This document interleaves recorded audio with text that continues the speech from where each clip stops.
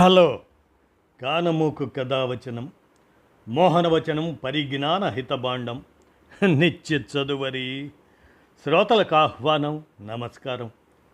చదవదగునెవరు రాసిన తదుపరి చదివిన వెంటనే మరువక పలువురికి వినిపింపబూనిన అది ఏ పరిజ్ఞాన హితబాండమౌపో మహిళ మోహనవచనమై విరాజిల్లు. పరిజ్ఞాన హితబాండం లక్ష్యం ప్రతివారీ సమాచార హక్కు, తెలుసుకునే హక్కు సైతం జీవించే హక్కుతో సమానం. ఆస్ఫూర్తితోనే ఇప్పుడు ప్రముఖుల జీవిత విశేషాలు శీర్షికన కె బాలచందర్ 94వ జయంతి జూలై 9, 2026 సందర్భంగా వారి స్మృతిలో ఈ అంశాన్ని మన కానమోకు కథావచన శ్రోతలకు మీ కానమోకు స్వరంలో వినిపిస్తాను, వినండి. కె బాలచందర్ 94వ జయంతి స్మృతి. ఇక వినండి. దక్షిణ భారత చలనచిత్ర రంగానికి చెందిన అత్యంత ప్రతిభావంతుడైన దర్శకుడు, స్క్రీన్ రైటర్, అలాగనే నిర్మాత. తమిళ చిత్ర పరిశ్రమలో ఆయన్ను గౌరవంగా ఇయాకునార్ శిఖరం, దర్శక శిఖరం అని పిలుస్తారు.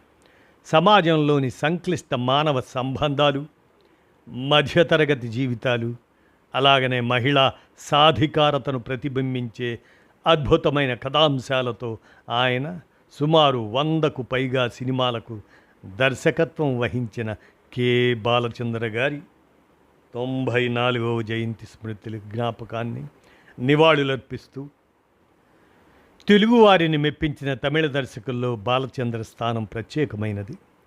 తన సమకాలీక దర్శకులు సైతం మెచ్చేలా చిత్రాలను తెరకెక్కించి బళా అనిపించిన ఘనుడు బాలచందర్. ఆయన సినిమాల ద్వారా పరిచయమైన ఎందరో తరువాతి రోజుల్లో తారాపథంలో జైత్రయాత్ర సాగించారు. మధ్యతరగతి జీవితాల్లోని పలు కోణాలు ఆవిష్కరిస్తూ బాలచందర్ పలు చిత్రాలు తెరకెక్కించారు. సహజత్వానికి దగ్గరగా ఉండే ఆయన చిత్రాలు ప్రేక్షకులను ఇట్టే ఆకట్టుకునేవి. నవతరం ప్రేక్షకులు సైతం బాలచంద్ర చిత్రాలను చూసి ఆనందిస్తున్నారు. తమిళ నాటక రంగంలో బాలచందర్కు ఎంతో పేరు సంపాదించి పెట్టిన మేజర్ చంద్రకాంత్ అనే దాన్ని తరువాత తమిళంలో సినిమాగా ఆయనే తెరకెక్కించారు. ఆ సినిమా సైతం ఆకట్టుకుంది. ఆయన రూపొందించిన భామా విజయం మంచి ఆదరణ పొందింది. అదే సినిమాను తెలుగులో భలే కోడలుగా రూపొందిస్తూ తెలుగు చిత్రసీమలో అడుగుపెట్టారు బాలచందర్. తెలుగునాట కూడా బాలచందర్కు మంచి పేరు లభించింది. చలం హీరోగా బాలచందర్ దర్శకత్వంలో రూపొందిన సత్యకాలపు సత్యయ్య చిత్రం మంచి విజయం చూచింది. తర్వాత వరుసగా చలంతో బొమ్మ బొరుస, జీవిత రంగం అటువంటి చిత్రాలు రూపొందించారు ఆయన. కె బాలచంద్ర గారు 1930 జూలై 9న తమిళనాడులోని తంజావూరు జిల్లా నన్నిలం గ్రామంలో జన్మించారు. చెన్నైలోని అకౌంటెంట్ జనరల్ కార్యాలయంలో ఉద్యోగం చేస్తూనే నాటకాలపై ఉన్న మక్కువతో అనేక రకాలైన నాటకాలను రాసి ప్రదర్శించారు. ఎంజీఆర్ కథానాయకుడిగా నటించిన దైవతాయ్ చిత్రానికి సంభాషణ రచయితగా చలనచిత్ర రంగంలో ప్రస్థానం ప్రారంభించారు. 45 ఏళ్లలో తమిళ, తెలుగు, హిందీ, కన్నడ భాషల్లో 100కు పైగా చిత్రాలను రూపొందించారు. బాలచందర్ సినిమాల్లో మహిళా పాత్రలు ఎంతో ధైర్యంగా, స్వతంత్రంగా, సమాజపు కట్టుబాట్లను ఎదిరించే విధంగా చాలా బలంగా ఉంటాయి. మధ్యతరగతి కుటుంబాల ఆర్థిక ఇబ్బందులు, నిరుద్యోగం, కుల వ్యవస్థ ఇటువంటి సమకాలీన సమస్యలను ఆయన తన చిత్రాల్లో ప్రధానంగా చర్చించారు. బాలచంద్ర గారు తమిళంతో పాటు తెలుగు, కన్నడ, అలాగనే హిందీ భాషల్లో ఎన్నో అద్భుతమైన క్లాసిక్ చిత్రాలను రూపొందించారు. తెలుగు సినిమాలు మరో చరిత్ర, ఆకలి రాజ్యం, రుద్రవీణ, గుప్పెడు మనసు, తొలికోడి కూసింది ఇలా సినిమాలుంటే తమిళ సినిమాలు అపూర్వ రాగంగల్, వరుమయిన్ నిరుం సిగప్పు, పున్నగై మన్నన్, సింధు భైరవి. ఇక హిందీ సినిమాలు కమల్ హాసన్ కథానాయకుడిగా ఆయన రూపొందించిన ఏక్ దూజే కే లియే దేశవ్యాప్తంగా సంచలనం విజయం సాధించింది. తమిళంలో బాలచంద్ర రూపొందించిన అవళ్ ఒరు తోడరై కథై ఆధారంగా తెలుగులో ఆయన దర్శకత్వంలో రూపొందిన అంతులేని కథ ఇక్కడ కూడా విశేష ఆదరణ చూరగొంది ఆ చిత్రం. ఈ చిత్రం ద్వారా కమల్ హాసన్, రజనీకాంత్ తెలుగు తెరకు పరిచయం కాగా ఇందులో నటించిన జయప్రదకు నటిగా ఎంతో పేరు లభించింది. తనను ఎంతగానో ఆదరించిన తెలుగు సినిమా రంగం అంటే బాలచంద్రకు ఎంతో గౌరవం.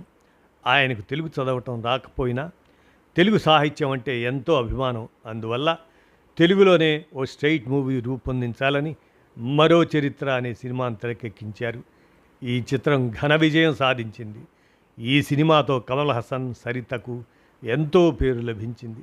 ఇదే చిత్రాన్ని హిందీలో ఏక్ దూజే కే లియేగా రూపొందించారు బాలచంద్ర. ఆ సినిమాతోనే కమల్ హాసన్ హిందీ సినిమా రంగంలో అడుగుపెట్టారు. అదే చిత్రంలో ఎస్పి బాలసుబ్రహ్మణ్యంకు ఉత్తమ గాయకునిగా 2వ నేషనల్ అవార్డు లభించింది. ఈ హిందీ చిత్రాన్ని ప్రఖ్యాత దర్శక నిర్మాత ఎల్వి ప్రసాద్ నిర్మించడం విశేషం.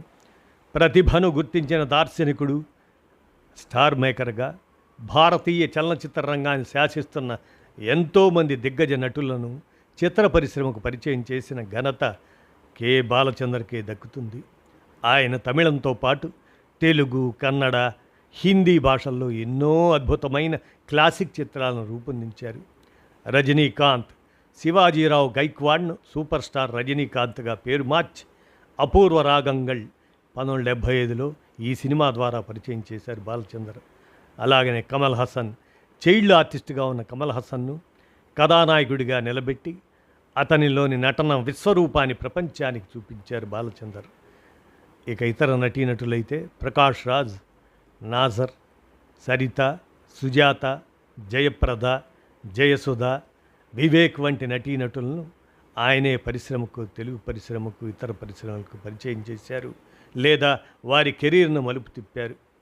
బాలచందర్కి లభించిన పురస్కారాలు, గౌరవాలను పరిశీలిస్తే భారత చలనచిత్ర రంగానికి ఆయన చేసిన విశిష్ట సేవలకు గాను ఎన్నో ప్రతిష్టాత్మక అవార్డులు లభించాయి. దాదాసాహెబ్ ఫాల్కే అవార్డు 2010లో భారత సినీ రంగంలో అత్యున్నత పురస్కారం అది. ఇక పద్మశ్రీ అనేది 1987లో భారత ప్రభుత్వ పౌర పురస్కారం అది. జాతీయ చలనచిత్ర అవార్డులుగా వివిధ విభాగాల్లో కలిపి మొత్తం 9 జాతీయ అవార్డులను బాలచందర్ అందుకున్నారు. ఫిలింఫేర్ అవార్డులు, అనేక ప్రాంతీయ ఫిలింఫేర్ అవార్డులను ఆయన సొంతం చేసుకున్నారు. బాలచందర్ సినిమాలతోనే కమల్ హాసన్, రజనీకాంత్, చిరంజీవి, జయప్రద, జయసుధ, శ్రీదేవి ఇటువంటి వారు ఎందరో నటులుగా, నటీమణులుగా మంచి పేరు సంపాదించారు. చిత్రసీమలో తమదైన బాణీ పలికించగలిగారు. ఇలా ఎందరికో సినిమాల్లో రాణించే అవకాశం కల్పించిన బాలచందర్ తమ కవితాలయ ప్రొడక్షన్స్ పతాకంపై తమిళ, తెలుగు, కన్నడ, మలయాళ చిత్రాలు నిర్మించారు. ఆపై ఇతర దర్శకులతోనూ తన బ్యానర్లో సినిమాలు నిర్మించి అలరించారు.